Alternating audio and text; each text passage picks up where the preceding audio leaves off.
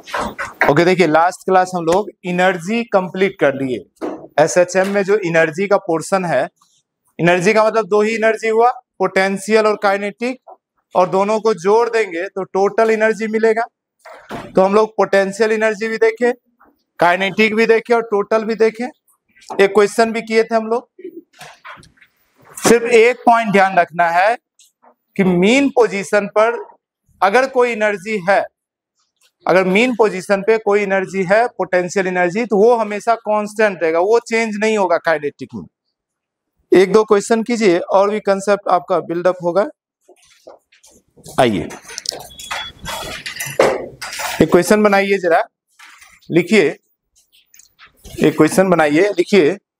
A particle start it's oscillation, a particle start it's oscillation from extreme position. A particle start its oscillation from extreme position. Particle start its oscillation from extreme position. Find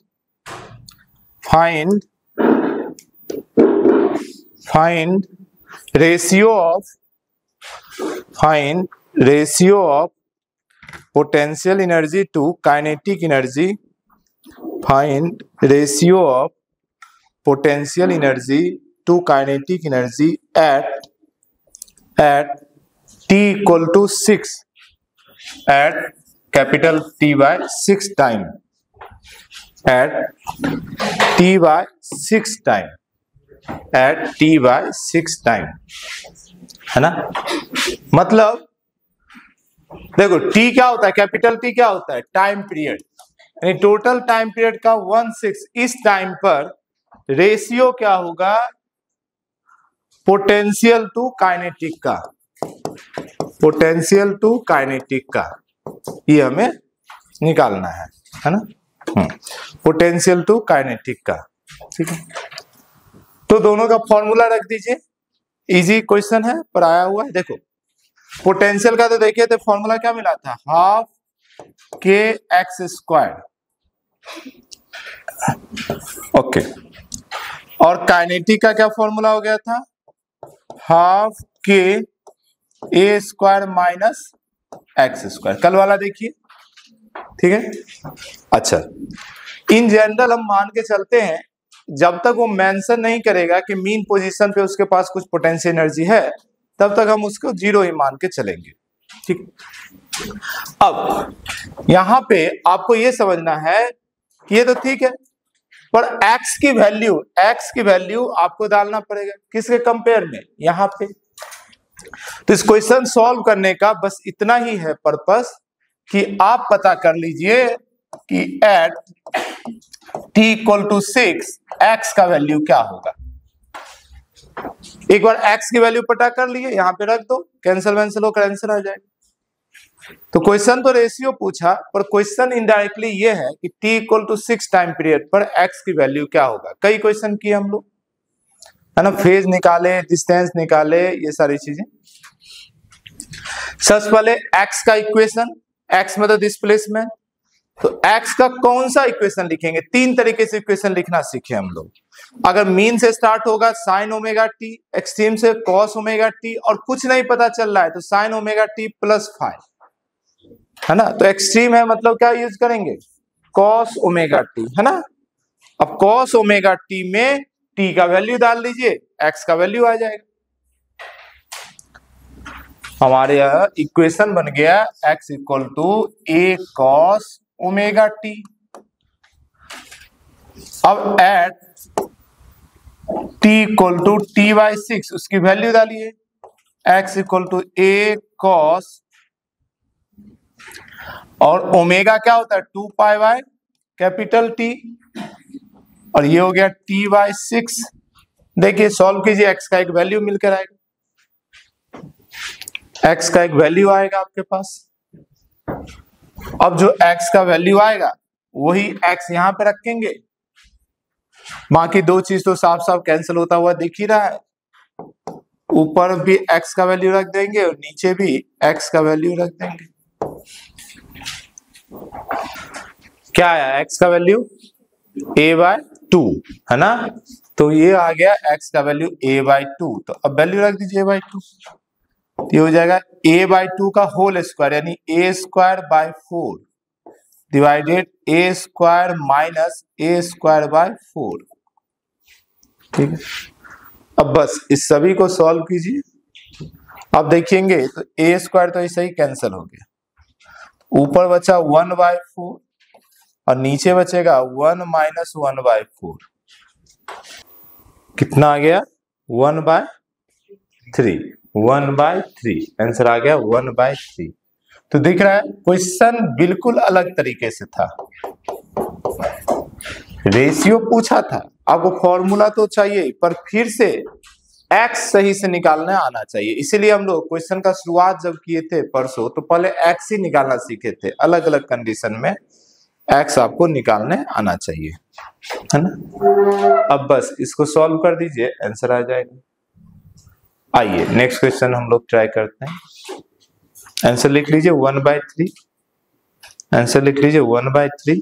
चलिए लिखिए, a particle of mass 1 kg, a particle of mass 1 kg, a particle of mass 1 kg is performing SHM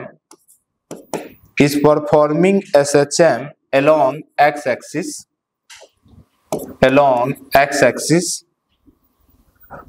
its potential energy is given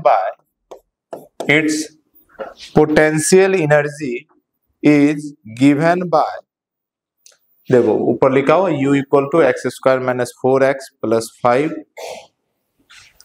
full stop. if its maximum speed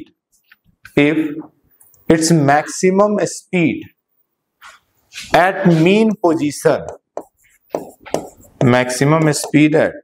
position is 3√2 meter per second, then find mean position, time period,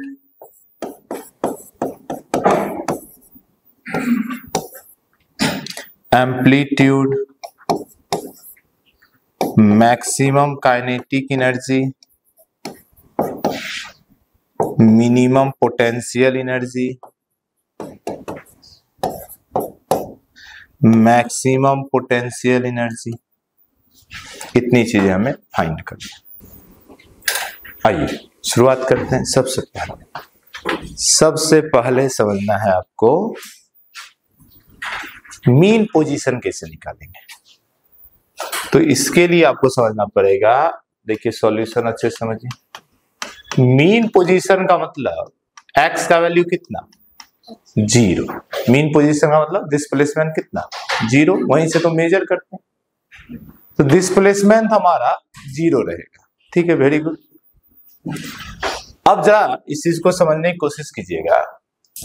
हमारे पास given data दो ही है, एक potential energy है और एक हमारा velocity है। अच्छा, वेलोसिटी तो देकर ही रखा है कि मीन पोजीशन का है ना, मैक्सिमम वेलोसिटी मीन पोजीशन होता है। इसका कहीं कुछ नहीं दिया, या इसी में एक्स दिख रहा है, समझ पा रहे हैं, इसी में एक्स दिख रहा है। तो इस तरीके से आपको खुद से कॉमन सेंस ऐसा ना हैबिट डेवलप करना पड़ेगा। धीरे धीरे जैसे प्रैक्टिस करेंगे आपको माइंड में खुद आ जाएगा कि मुझे जो x = 0 करना वो यहीं से निकालना पड़ेगा सम, है ना। अच्छा, कैसे निकालेंगे? तो क्या x और पोटेंशियल एनर्जी में कोई रिलेशन है? कैसा रिलेशन है? फोर्स जो होता है वो होता है -du/dx। याद आया कुछ? लिखवाया थे। अच्छा, मुझे ये भी मालूम है, इसको अगर डिफरेंशिएट कर देते हैं तो फोर्स आ जाएगा, है ना। अच्छा, मीन पोजीशन पे फोर्स क्या रहता होगा? मीन पोजीशन पे फोर्स क्या रहता होगा, सोचो। देखो फोर्स क्या होता है, F होता है -kx, कुछ याद आया? तो x जहां पे 0 होगा फोर्स भी क्या हो जाएगा, 0। तो यहां से फोर्स भी 0 होता है। तो मीन पोजीशन का ये भी एक रिलेशन समझ में आएगा। तो अगर हम इसको डिफरेंशिएट कर दे तो फोर्स मिल जाएगा और उसमें x रहेगा। और उसको इक्वेट 0 कर देंगे तो x की वैल्यू मिल जाएगा। क्या मेरी बात समझ पाए? तो therefore f equal to minus, अब इसको डिफरेंशिएट करो x के रिस्पेक्ट में, तो 2x माइनस 4। ठीक, अब मीन पोजीशन पे निकालना है, तो मीन पोजीशन का 4 0 होता है। सिंस एट मीन पोजीशन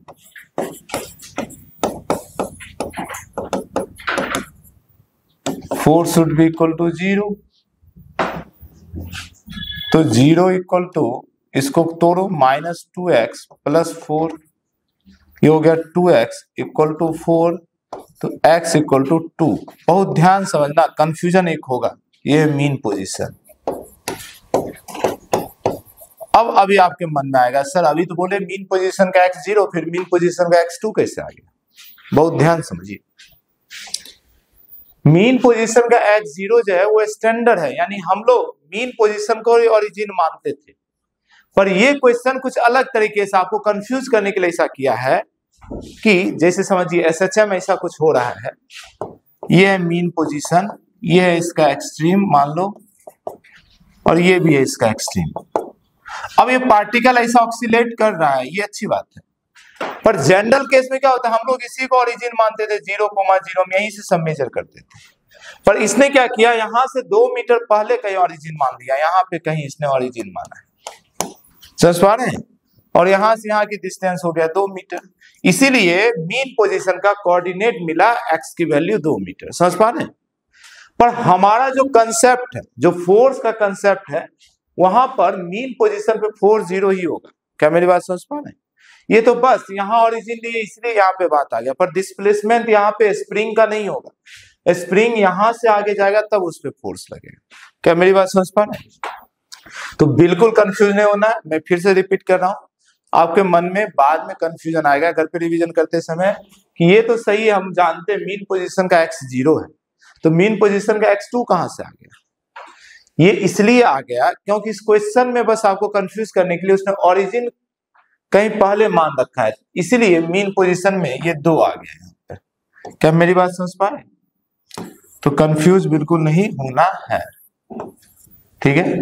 आप स्टैंडर्ड फॉर्मेट जो हम लोग कोई भी फॉर्मूला यूज करेंगे उसमें हमारा मीन पोजीशन का x 0 ही होगा, फोर्स 0 ही होगा। अब इसने कहीं और ओरिजिन माना था, इसलिए x का वैल्यू आ गया हमारे पास। क्लियर है ये बातें?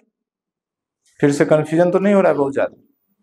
चलिए, अब x मिल गया, एक पहला क्वेश्चन तो क्लियर हो गया, मीन पोजीशन कहाँ है, x इक्वल टू 2 पे। अब टाइम पीरियड निकालना है, अब टाइम पीरियड निकालना है। टाइम पीरियड कैसे निकालेंगे देखो जरा, फोर्स इक्वल टू होता है माइनस के एक्स, ठीक है। अच्छा, के का वैल्यू क्या होता है जी, माइनस एम ओमेगा स्क्वायर है ना, इंटू एक्स, दिख रहा है। और आपने जो फोर्स निकाला है, आपने जो फोर्स निकाला, आपने क्या फोर्स निकाला, F equal to minus 2x plus 4। लो, यही ना आपका फोर्स है। देखो मैं यहां लिख देता हूं, F इक्वल टू आया माइनस 2x प्लस 4। अब इस दोनों को कंपेयर कीजिए, तो देखो ये प्लस प्लस कुछ कांस्टेंट, यहां पे प्लस कुछ कांस्टेंट हो सकता है, उससे कोई मतलब नहीं। ये जो है एम ओमेगा स्क्वायर यानी के, उसका वैल्यू कितना आ गया, 2। क्लियर मेरी बात? इस दोनों को जब कंपेयर करोगे तो आपको पता चलेगा एम ओमेगा स्क्वायर का वैल्यू 2 है। क्वेश्चन में दिया है मास का वैल्यू 1 kg का ऑब्जेक्ट, 1 दिया है, क्या दिया था, 1 kg ही दिया था, तो मास का वैल्यू 1 हो गया। ओमेगा होता है 2 पाई बाई टी, मुझे टाइम पीरियड निकालना है इसलिए मुझे ओमेगा का याद आया, इक्वल टू 2। और इस पूरे इक्वेशन में सिर्फ टी ही पता करना है, निकाल लीजिए, यहां से टाइम पीरियड पता चल जाएगा, टी निकाल लीजिए, √2 पाई आएगा। अच्छा चलिए, तो 2 चीजें हो गया। अब जरा सोचो, क्या यहां से ये निकाल सकते, मैंने हिंट दे दिया, सोचो जरा, क्या यहां से निकाल सकते हैं? ये वेलोसिटी के साथ एक वर्ड लिखा है, मीन। वेलोसिटी मैक्सिमम कहां होता है? मीन पे ही। मैक्सिमम कितना होता है? मीन पे ही। और वैल्यू होता है ए ओमेगा। और ओमेगा आपको मालूम है, यहां देखो, यहां देखो, ओमेगा मालूम है आपको, एम का value 1 into omega square equal to 2। तो ओमेगा इक्वल टू √2, ठीक है? ओमेगा मालूम है, बस ए निकालना है। कितना आ गया? ए 3 मीटर। ए आ जाएगा 3 मीटर। क्लियर है ना? यहां तक तो हो गया। अगली स्टेप, थर्ड पार्ट। आपको दिया हुआ है मैक्सिमम वेलोसिटी, इसका वैल्यू दिया हुआ है 3√2। और मालूम है मैक्सिमम वेलोसिटी जो होता है ये होता है ए ओमेगा। तो ए ओमेगा इक्वल टू हो गया 3√2। तो ए और ओमेगा का वैल्यू आपका है √2 इक्वल टू 3√2। √2 कैंसल, तो ए का वैल्यू 3 और ए एम्पलीट्यूड होता है मैक्सिमम डिस्प्लेसमेंट यानी कि 3 मीटर। फोर्थ पार्ट में आइए, बताइए मैक्सिमम काइनेटिक एनर्जी का फॉर्मूला। पेज खोलते और मुझे लिखाओ। मैक्सिमम काइनेटिक एनर्जी हाफ के ए स्क्वायर, है ना? हाफ के ए स्क्वायर। हाफ, देखो के का वैल्यू यहां से दिख रहा है कितना है? 2। यही है ना एम ओमेगा स्क्वायर, यही तो है। तो के का वैल्यू है 2 और ओमेगा है, ए है 3 का स्क्वायर। 2 से 2 कैंसल, ये हो गया 9 जूल। पांचवा, minimum potential energy. Hello, minimum potential energy कहां पे होता है? मीन पोजीशन पे। समझ पा रहे हैं?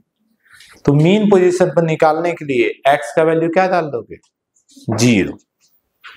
तो हो गया यू मिनिमम का मतलब हुआ u एट एक्स इक्वल टू 0।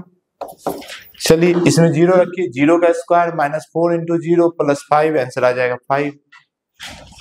आंसर क्या हो जाएगा? 5 जूल। ठीक है, अच्छा।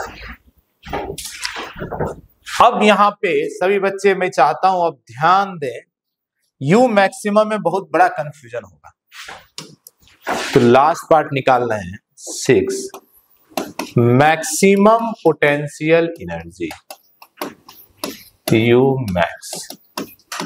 हाँ जी, ओरल आंसर देना है, बोर्ड पे देखो और मुझे बताओ। तो सोचिए, तो 1 मिनट छोड़ो, बाद में लिख लेना। 1 मिनट जरा सोचो। ओरल सोच पा रहे हैं? कितना? 14। समझ पा रहे हैं? देखो ये काइनेटिक तो सबका सब पोटेंशियल में बदलेगा ही ना। और ये जो फिक्स है शुरू वाला है यू नोट, ये एक्चुअल में यू नोट है ना। तो इसीलिए मैक्सिमम हो जाएगा यू नोट प्लस हाफ के ए स्क्वायर, फॉर्मूला भी था। तो हो गया 5 प्लस 9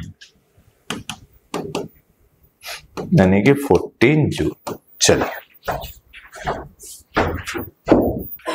ठीक है, आइए लिखिए इन SHM, लिखिए इन SHM find the position, in SHM find the position where, find the position where potential energy and kinetic energy both are equal। इसको आप याद ही कर लेना सॉल्व करने के बाद। डायरेक्ट क्वेश्चन आता है, एक ऐसा पोजीशन होता है जहां पे दोनों का वैल्यू सेम हो जाता है। एक ऐसा पॉइंट आता है जहां पे दोनों का वैल्यू सेम हो जाता है। बताइए, ऐसी पोजीशन खोजो। अच्छा, पोजीशन का मतलब आपको क्या निकालना है? एक्स। पोजीशन का मतलब क्या निकालना है? एक्स। एक्स की ऐसी वैल्यू जहां पर पोटेंशियल एनर्जी इक्वल हो जाए किसके? Kinetic energy. दोनों का फॉर्मूला रखो, खुद एक्स निकल जाएगा। पोटेंशियल एनर्जी का जनरल फॉर्मूला हाफ के एक्स स्क्वायर और काइनेटिक एनर्जी का हाफ के ए स्क्वायर माइनस एक्स स्क्वायर। यहां से x की वैल्यू निकाल दीजिए, आ गया a by root two, a by root two. तो a बाय रूट टू एक ऐसी पोजीशन होता है जहां पर पोटेंशियल एनर्जी और काइनेटिक एनर्जी सेम होता है, दोनों जगह प्लस माइनस लिख दो, रूट के बाहर आया a स्क्वायर था ना, तो प्लस माइनस में दोनों साइड एसएचएम जब करेगा बॉडी तो a बाय रूट टू एक यहाँ पे हो गया और a बाय रूट टू एक यहाँ पे हो गया, एक बार plus a by root two एक बार, तो ये दो ऐसा पोजीशन होगा जहां पर दोनों एनर्जी सेम हो। एक बार समझो, साइन का और कॉस का किसी का भी जो एवरेज होता है ना वो हाफ होता है, ठीक है। तो एवरेज काइनेटिक एनर्जी और एवरेज पोटेंशियल एनर्जी कोई पूछे तो उसको 1/2 आपको एवरेज करना पड़ेगा। तो चलिए नोट करके लिखते जाइए, एवरेज, अच्छा एवरेज बोलो या मीन बोलो, बात एक ही है, एवरेज या मीन काइनेटिक एनर्जी, ठीक है। ये हो जाएगा 1/4, देखो 1/2 होता ही है पर साइन भी तो होता है, साइन और कॉस का हो जाता है, तो 1/4 के ए स्क्वायर, ठीक। इसी तरीके से एवरेज और मीन पोटेंशियल एनर्जी पूछेगा तब भी यही वही होगा, हाफ के ए स्क्वायर, ठीक है। और देखिए टोटल एनर्जी तो चूंकि कांस्टेंट ही होता है, तो एवरेज पूछे मीन पूछे सब में वही फॉर्मूला हो जाएगा, हाफ के ए स्क्वायर, ठीक है। दोनों को जोड़ोगे तो ये आ जाएगा, ठीक है। आइए, तो यहां पर ये टॉपिक कंप्लीट हुआ। कौन सा टॉपिक कंप्लीट हुआ? एनर्जी। तो हम लोग क्या क्या कर लिए? हम लोग एसएचएम का displacement, velocity, acceleration, force, energy, इतनी चीजें सीख लिए। अब ना एसएचएम का डिवाइस पढ़ना है कि जो डिवाइस एसएचएम करता है, कौन सा डिवाइस करता है? स्प्रिंग मास सिस्टम, एक स्प्रिंग लगा रहेगा, एक मास रहेगा, वो करता रहेगा, है ना, पेंडुलम वगैरह। अब उसको पढ़ने के लिए एक बार स्प्रिंग का रिवीजन करना पड़ेगा। स्प्रिंग अलग से मैंने आपको करवाया है लॉज ऑफ मोशन के समय, ठीक है, पर एक बार शॉर्ट में हम लोग रिवीजन करेंगे स्प्रिंग का, ठीक है। तो हेडिंग बनाइए स्प्रिंग, थोड़ा सा उसको रिवाइज करेंगे ताकि अब फिर से हम लोग यूज कर पाए। एसएचएम का बेसिक कंप्लीट हो गया। एक एसएचएम होता है डैम्प्ड ऑक्सीलेशन, वो अपनी सिलेबस से हट गया, तो बस यही एसएचएम आपके पास है। अब बस डिवाइस पढ़ना है, स्प्रिंग मास सिस्टम और सिंपल पेंडुलम, दो पढ़ना है। दोनों का टाइम पीरियड याद रखना है, डायरेक्ट क्वेश्चन बनेगा। पर बेसिक बेसिक बातें स्प्रिंग एक बार रिवाइज करते हैं, ठीक है।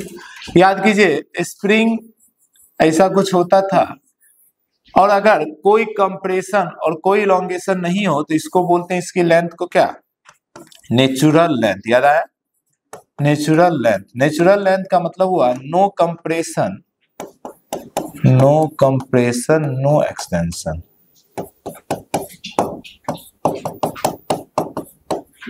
इसमें कोई इलॉन्गेशन भी नहीं है, ना ही कोई कंप्रेशन है। ऐसी लेंथ को नेचुरल लेंथ बोला करेंगे, एनएल बोल दो या कुछ भी नाम रख दीजिए, ठीक है ना।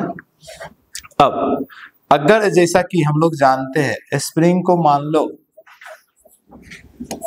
आपने इधर फोर्स लगाया और इसमें इधर फोर्स, दोनों तरफ खींचा, तो क्या होगा बहुत ध्यान समझिए। स्प्रिंग क्या है? अपोजिट डायरेक्शन में एक फोर्स लगा देगा, स्प्रिंग फोर्स, एफ स्प्रिंग। ये भी इधर अगर आपने खींचा, इसमें एक अपोजिट डायरेक्शन में स्प्रिंग फोर्स जनरेट होगा, है ना। और इसका वैल्यू क्या हो जाएगा? बोलेंगे माइनस के एक्स। इसका वैल्यू क्या बोलेंगे? माइनस के एक्स। क्यों? क्योंकि एक्स इस डायरेक्शन में, समझ पा रहे हैं? यहाँ पे इधर खींच रहे हैं यानी एक्स का डायरेक्शन ये है और फोर्स का डायरेक्शन ये है।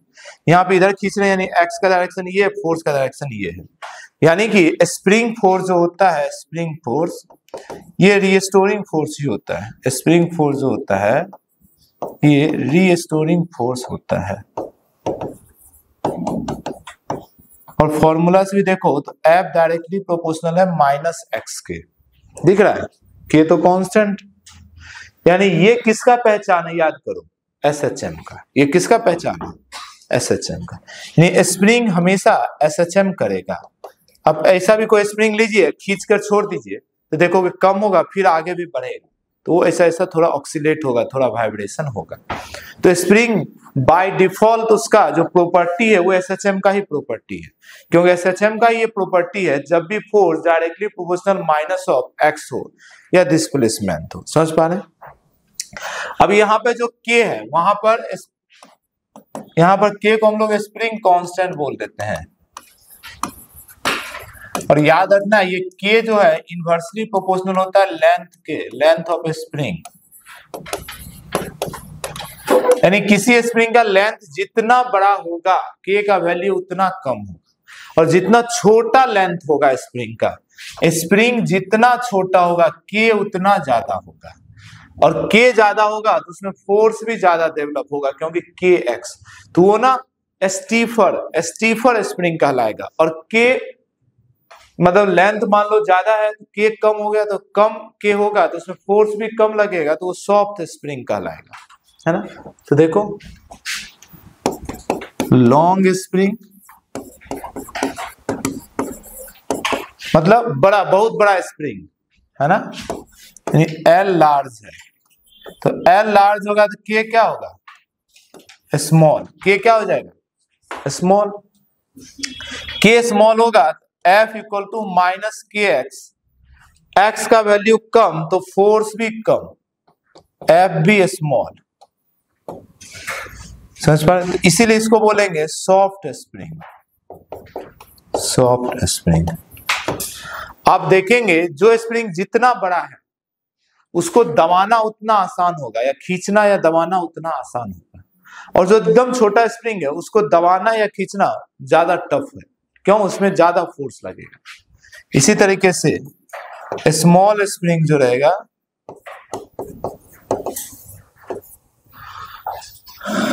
स्मॉल स्प्रिंग का लेंथ स्मॉल, और अगर लेंथ कम तो के लार्ज, के लार्ज तो फोर्स भी लार्ज। अब आपको समझ में आ गया। अब फोर्स लार्ज है, ज्यादा फोर्स लग रहा है तो स्टीफर हो जाएगा, हार्ड स्प्रिंग कहलाएगा।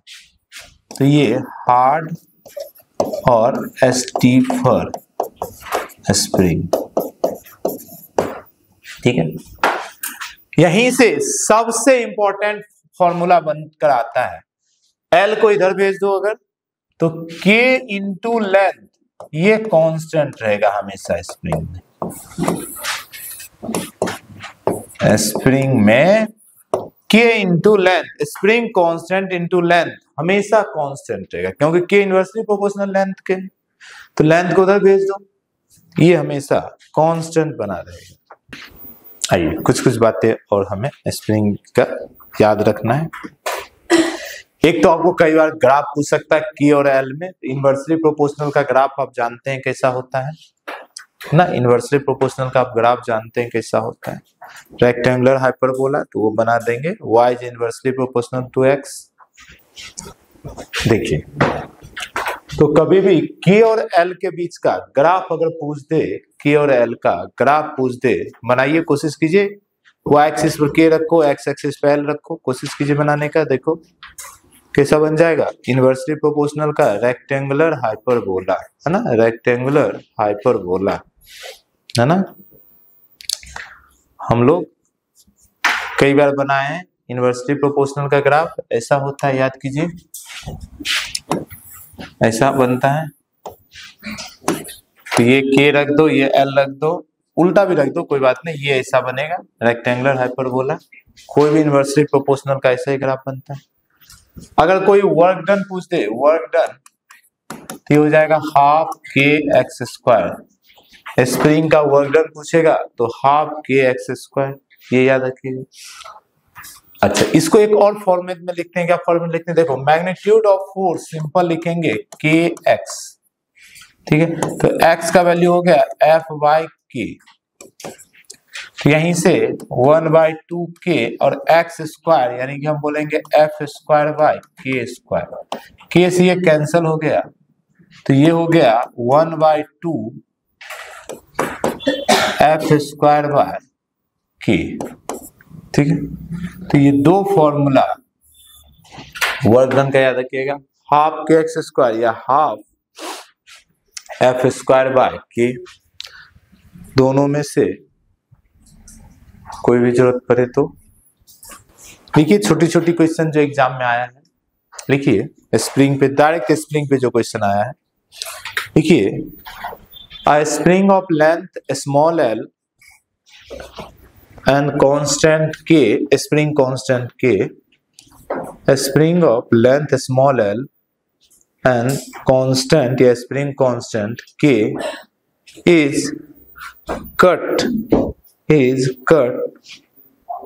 into a small n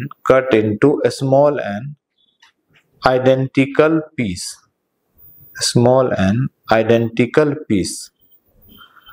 then find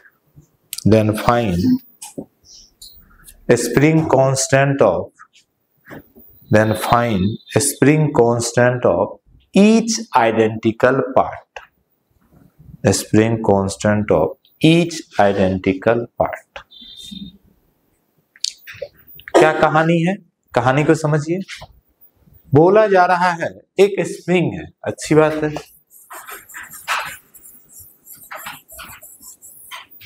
spring का लेंथ स्मॉल एल है और कांस्टेंट के। अब कोई आया और इसको टुई बहुत सारा कट कर दिया छोटा छोटा पीस में, और हर एक पीस का लेंथ कितना है जी? सोचो, इसको n पार्ट में कट किया, कट इन n पार्ट। तो अगर n पार्ट में कट करेगा, जैसे समझो इसको 2 पार्ट में कट करता तो हर एक पार्ट का लेंथ कितना होता? l/2 आधा होता ना। 3 पार्ट में कट करता आइडेंटिकल पार्ट में, तो हर एक पार्ट का लेंथ कितना होता? l/3। तो n आइडेंटिकल पार्ट में कट किया तो हर एक पार्ट का लेंथ कितना होगा? l/n। समझ पा रहे? तो अब हर एक का लेंथ है l/n। अब हर एक का पार्ट है l/n। क्या मेरी बात समझ पा रहे हैं? पहले कहे था इसका कुछ नाम दे दो, k न्यू। अच्छा, ये सब आइडेंटिकल है, यानी सबका वही होगा, k नया हो जाएगा, सबका सेम ही रहेगा। अब मुझे पता है k और l ये मिलकर कांस्टेंट रहता है, यानी पुराना k पुराना l बराबर रहेगा नया k और नया l। नया l कितना है? l/n। क्या मेरी बात समझ पा रहे हैं? तो यहां से k नया नहीं निकाल लेंगे, बोलेंगे टुई ये इधर आ गया, n k equal to k new. यानी देखो लेंथ कम हुआ, और अब ओरल भी आंसर दे सकते थे। क्यों? हम लोग जानते हैं कि k इनवर्सली प्रोपोर्शनल किसका है? लेंथ का। तो जैसे हमें समझ में आ गया लेंथ n टाइम से कम हुआ है तो k n टाइम से ज्यादा होगा। यही तो हुआ है, समझ पा रहे हैं? तो ये n टाइम से कम हुआ तो ये n टाइम से ज्यादा हो गया। तो ओरल आंसर भी दे सकते हैं और ऐसा क्वेश्चन सॉल्व भी कर सकते हैं लॉजिक से भी, ठीक है। तो जैसे कई क्वेश्चन सॉल्व करते समय ऐसा माइंड में रहे 3 पार्ट कट किया तो k का वैल्यू कितना हो जाएगा? 3k, है ना। 2 पार्ट में कट किया तो k कितना हो जाएगा? डबल। 4 पार्ट में कट किया तो k हो जाएगा 4 टाइम्स। इक्वल पार्ट होना चाहिए। अच्छा, इक्वल पार्ट नहीं करेगा तब फिर इसी तरीके से करेंगे, मल्टीप्लाई कर लेंगे। बस याद ये रखना है कि k और l का प्रोडक्ट हमेशा कांस्टेंट होगा। एक नेक्स्ट क्वेश्चन कीजिए, तो ये आप खुद से करना, जरा ये आप खुद से करना। एक स्प्रिंग है, उसको 2 पार्ट में हम लोग कट कर रहे हैं। मानो l और k, इसको कट किए इन 2 पीस।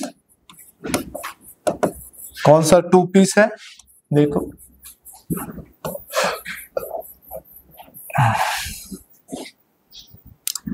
ये है l/5, ये 4l/5, 2 पीस है, ठीक है।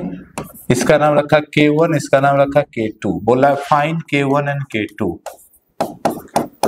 चलिए 1 मिनट का समय लीजिए। हाँ जी, बताइए पहले का कितना आ गया? 5k और दूसरे का 5/4k, है ना। सही है, एक का 5k एक का 5/4k। 5k and 5/4k, 5k 5/4k सभी का आ गया, किसी की दिक्कत नहीं ना। आइए नेक्स्ट क्वेश्चन पर आ जाइए। देखिए a spring of constant k, a spring of constant k is cut into, a spring of constant k is cut into two part, cut into two part such that, cut into two part such that one part is n times, such that length of one part, ऐसा लिख, such that length of one part, such that length of one part is n times, length of one part is n times length of second part, n times length of second part, full stop. Find a spring constant of each part, find a spring constant of each part.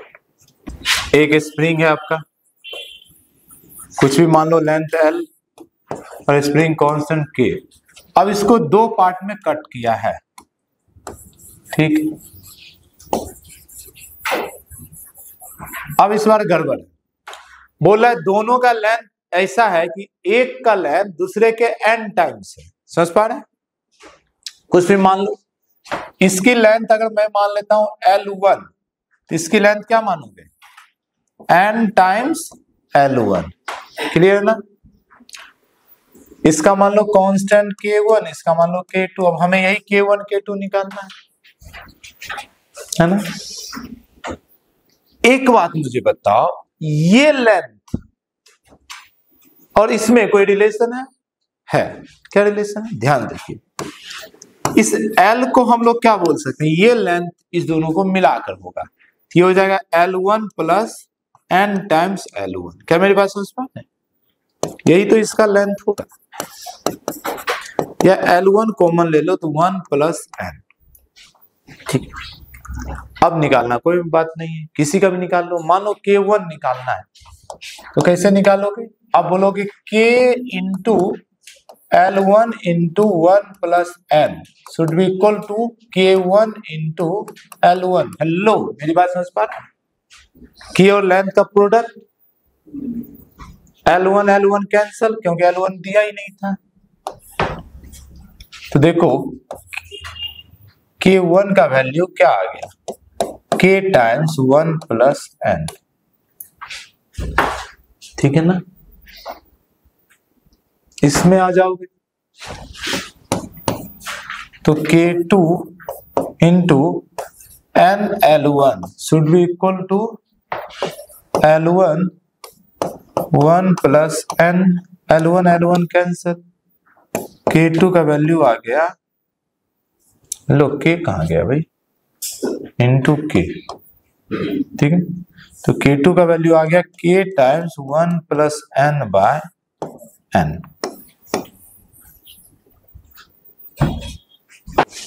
लिखिए, ये two similar springs of a spring constant K1 and K2, two similar springs of a spring constant K1 and K2 are given, comma, find the ratio of work done, find the ratio of work done for both spring, find the ratio of work done for both spring if both are stretched, if both are stretched by, दो question है, पहला by equal displacement, by equal displacement, दूसरा by equal force, ठीक है। और नीचे दिया हुआ है K1 ग्रेटर है K2 से, ये हमारा गिवन, K1 ग्रेटर है K2 से, ठीक है। K1 K2 दो तो अलग ही है, तो सिमिलर मतलब क्या बोला है, दोनों का लेंथ सिमिलर है और कुछ नहीं, ठीक है। तो उसका वर्क डन का रेशियो पूछा है, ठीक है। पहला इक्वल डिस्प्लेसमेंट, तो देखो पहला पार्ट जब सॉल्व करेंगे तो वर्क डन का फॉर्मूला लेंगे डिस्प्लेसमेंट वाला। डिस्प्लेसमेंट में क्या होता है, हाफ kx स्क्वायर, तो स्प्रिंग फर्स्ट का वर्क डन, सेकेंड का वर्क डन हाफ K1, और x1 पर x दोनों का सेम है, बाय हाफ K2, और x2 पर x दोनों का सेम है, तो 1/2 K दोनों का cancel, it become K1 bye K2। यानी कि हमारा जो वर्क डन आया 1 और 2 का, ये आया K1 बाय K2। क्या मेरी बात समझ पा रहे हैं, ये क्या आ गया K1 बाय K2, क्लियर है। अब बहुत ध्यान से समझिए जरा, बहुत ध्यान से समझिए। अगर कोई पूछता कि बताओ किसमें ज्यादा वर्क होगा, तो बता सकते थे K1 ज्यादा है K2 से, है ना। तो बताओ W1 W2 में कौन ज्यादा है, ये वैल्यू 1 से ज्यादा होगा 1 से कम होगा, जरा ध्यान से देखो समझो, यहाँ यहीं पे देख लो, W1 हो जाएगा W2 times K1 bye K2। अब K1 बाय K2, K1 बड़ा है ना, यानी 1 से वो क्या होगा ज्यादा, ये वैल्यू ग्रेटर देन 1 हो जाएगा ना, तो 1 से ज्यादा मल्टीप्लाई करेंगे तो ये तो बढ़ जाएगा, यानी ज्यादा कौन होगा W1, तो W1 is greater than W2, ठीक है। और ऐसे भी देख सकते हैं, अगर ये और ये सेम है तो यहां से आप ये भी बता सकते हैं W is directly proportional to K, तो जो ये ज्यादा है वो ज्यादा ये रहेगा। जैसे भी सोचना है आप सोच सकते हैं, एक मैथ है, मैथ को कई तरीके से आप सोच सकते हैं। अच्छा, इक्वल फोर्स में क्या करेंगे, यही फॉर्मूला आपके पास फोर्स वाला भी है, वो लगा दो, उसमें फोर्स कैंसिल हो जाए। सेकेंड पार्ट में अब लगेगा 2 में ज्यादा,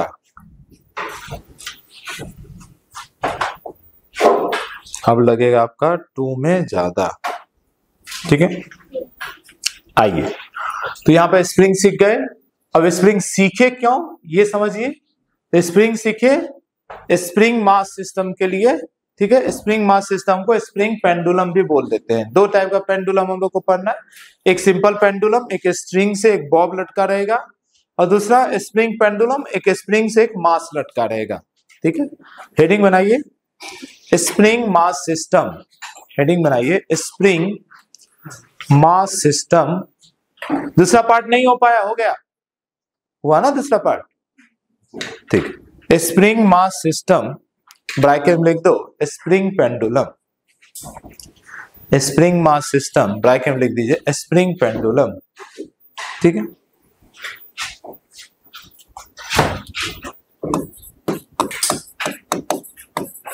स्प्रिंग पेंडुलम,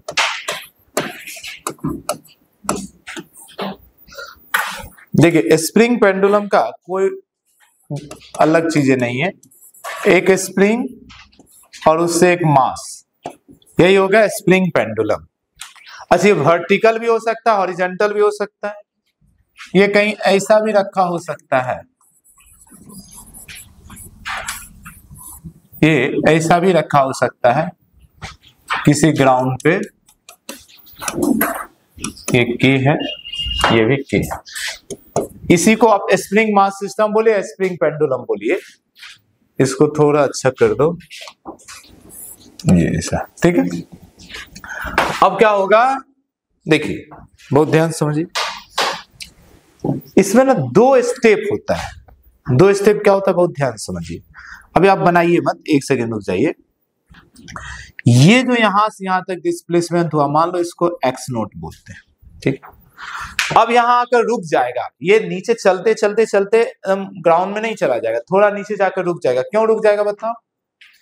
क्योंकि यहाँ के बाद जैसे लॉन्गेट हुआ, स्प्रिंग अपना एक फोर्स डेवलप हो गया होगा ऊपर, कितना के एक्स यानी के इंटू एक्स नोट, और नीचे लग रहा है क्या एम जी।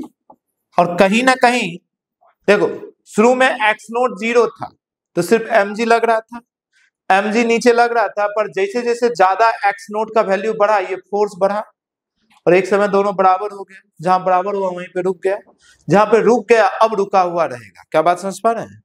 अब रुका हुआ रहेगा तो इसी को बोलेंगे इक्विलिब्रियम पोजीशन या मीन पोजीशन। क्या मेरी बात समझ पा रहे हैं? तो ये हो गया हमारा मीन पोजीशन, यही हो गया हमारा मीन पोजीशन। ठीक है, तो मीन पोजीशन पर नेट फोर्स क्या हो जाएगा? और पहले भी हम जानते हैं फोर्स 0 होता है एसएचएम में मीन पोजीशन पे। अब अगर इसको यहां से तुम डिस्प्लेस किए तब ये नीचे ऊपर क्या करने लगेगा? ऑक्सीलेट करने लगेगा। क्या बात समझ पा रहे हैं? तो मैं इस डायग्राम को मिटा रहा हूं, मैं उसको यहां पर कंप्लीट करता हूं। अब मान लो आपका अभी भी रुका हुआ ही है, अभी आपका चला नहीं है, पर अब आपका लेंथ हो गया है NL into plus x note, ये लेंथ पर आकर रुक गया। अब आपका स्प्रिंग जो है ये इतना बड़ा हो चुका है जिसकी लेंथ हो चुका है NL प्लस एक्स नोट। ठीक, ये इसका है मीन पोजीशन, मीन पोजीशन। अब अगर आपने इसको डिस्प्लेस किया, अब आपने अगर इसको डिस्प्लेस किया, मान लो सपोज दैट यहां से कुछ x1 डिस्प्लेस किए या x डिस्प्लेस किए मान लो, ठीक है, तो ये यहां आएगा, फिर यहां के बाद आप जैसे ही छोड़ोगे ऊपर जाएगा, पर यहां रुकेगा नहीं, अब ये फिर से ऊपर जाएगा। समझ पा रहे हैं? और आपने अगर यहां से x नीचे ले गया तो एनर्जी कंजर्व हम लोग मानते हैं, तो ऊपर भी x ही जाएगा और यहां पर SHM करने लगेगा, तो ये हो जाएगा आपका मीन पोजीशन, ये हो जाएगा आपका एक्सट्रीम पोजीशन 1 और ये हो जाएगा एक्सट्रीम पोजीशन 2। समझ पा रहे हैं? और इस तरीके से आपका SHM होगा। क्या मेरी बात समझ पा रहे हैं? क्लियर है मेरी बात नहीं? तो हमसे पूछेगा क्या एग्जाम में? तो पहली बात तो हमसे पूछेगा, कई बार इतना मास लगा दिए मीन पोजीशन खोजो, तो हमें ये लगाना पड़ेगा मीन पोजीशन पर हमेशा नेट फोर्स क्या रहेगा? 0। नेट फोर्स 0 रहेगा, यानी K X naught should be equal to mg। समझ पा रहे हैं? अच्छा, यही एक्स नोट, कोई भी चीज कहां पे है मतलब पोजीशन बताना मतलब एक्स बताना, ये एक्स नोट है मीन पोजीशन का पोजीशन, यानी कि एक्स नोट का वैल्यू अगर निकालने बोले तो आप बोल दोगे mg/k। मान लो एक स्प्रिंग दे दिया जिसका k इतना है बता दिया, बोला उसमें 10 kg का मास लटकाएंगे, तो बताओ मीन पोजीशन कहां पे आएगा? बता दोगे? mg लग दो, k उसका दे दो, बता दो, इतना नीचे जाकर उसका मीन पोजीशन आ जाएगा, है ना। और अगर मीन पोजीशन वगैरह सब मालूम है, अब अगर टाइम पीरियड पूछा तो टाइम पीरियड का फॉर्मूला आ जाता है इसमें, देखो वहीं से आता है टाइम पीरियड, इसे डायरेक्ट मैं फॉर्मूला बता दे रहा हूं, 2π√m/k। अच्छा, इसमें हर एक में यही होता है, चाहे वर्टिकल हो या हॉरिजॉन्टल। अभी और जो बनाए थे तो लिख लो, in both horizontal and vertical system,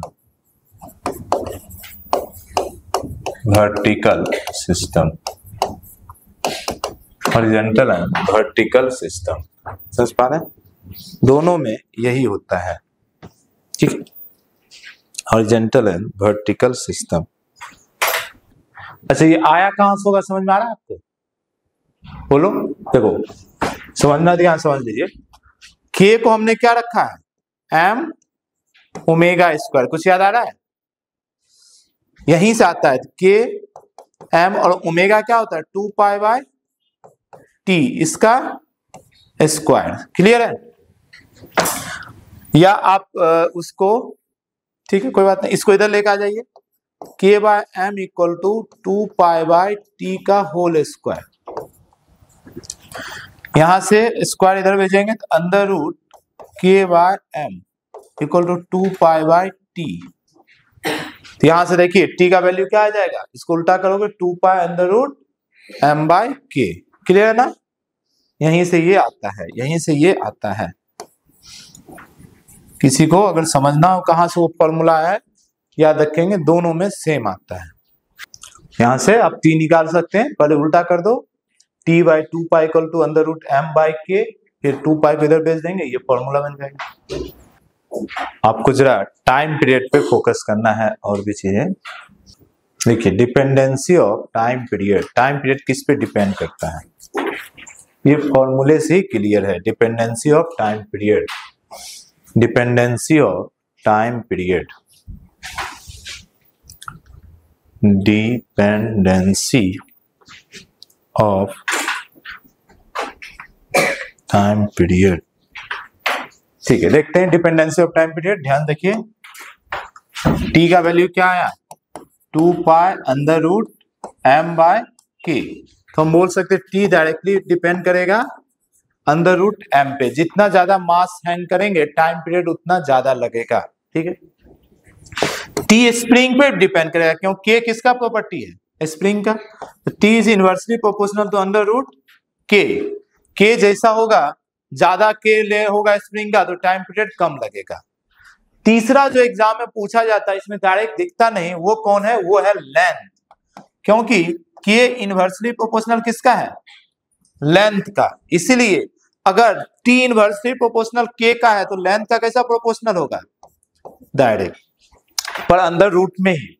समझ पा रहे हैं ना, ये तीनों आपको पता होना चाहिए। इसमें सब ज्यादा जरूरत इसका है क्योंकि डायरेक्ट दिखता नहीं, और दूसरा इसके अलावा किसी और चीज पे डिपेंड नहीं करता है, ये भी पता रहना चाहिए।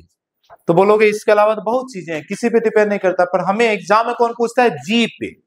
यहाँ कहीं पे जी दिख रहा है क्या, नहीं। सिंपल पेंडुलम फॉर्मूले में आता है 2 pi under root L by G, तो आदमी कंफ्यूज कर जाता है स्प्रिंग पेंडुलम। तो याद रखना, नोट डिपेंड, मैं वर्ड में लिख दे रहा हूं, नोट डिपेंड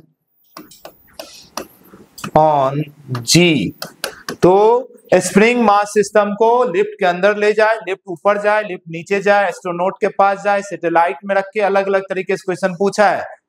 जी चेंज होने से उसका कोई इफेक्ट नहीं पड़ेगा, टाइम पीरियड वही रहेगा। फ्री फॉल करा दे, कुछ भी करा दे, जी फॉर्मूले में ही नहीं है। फिर सिंपल पेंडुलम में फर्क पड़ेगा, जब हम लोग सिंपल पेंडुलम सीखेंगे उस समय डिस्कस करेंगे, इस पे भी क्वेश्चन करेंगे। तो इतना आप नोट कर लीजिए, आज यहीं तक करते हैं।